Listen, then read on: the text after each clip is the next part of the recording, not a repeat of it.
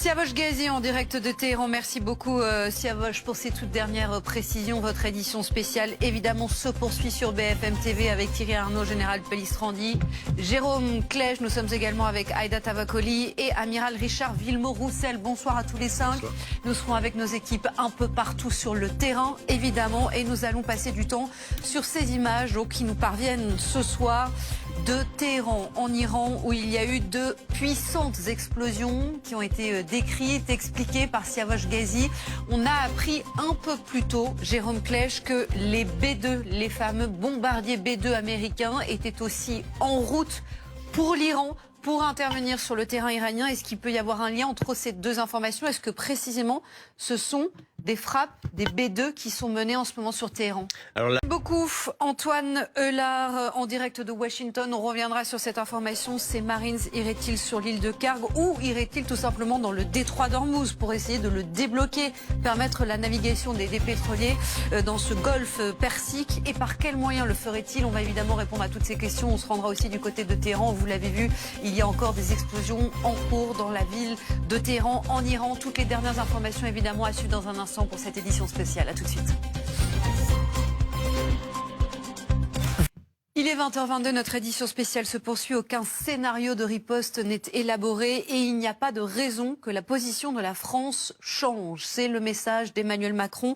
Alors que les questions sont nombreuses, évidemment, ce soir encore, après la mort d'un soldat français au Kurdistan irakien, le premier soldat français mort au combat au Moyen-Orient depuis le début de ce conflit.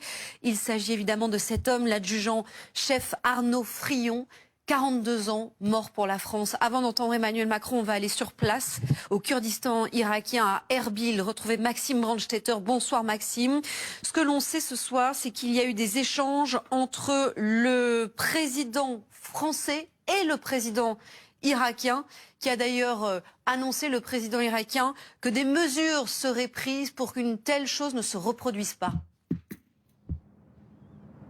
Revenons donc sur la mort de ce soldat français, l'adjudant-chef Arnaud Frion, 42 ans, mort pour la France, avec le travail des équipes de Ligne Rouge, Stéphanie Zenati, Raphaël Redon, Bertrand Séguier et Simon Terrassier. Et on se retrouve évidemment juste ensuite sur ce plateau. À tout de suite.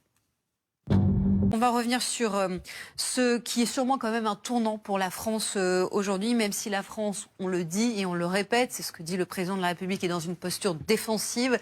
Elle a perdu un soldat français aujourd'hui, le premier soldat français mort au combat depuis le début de ce conflit au Moyen-Orient.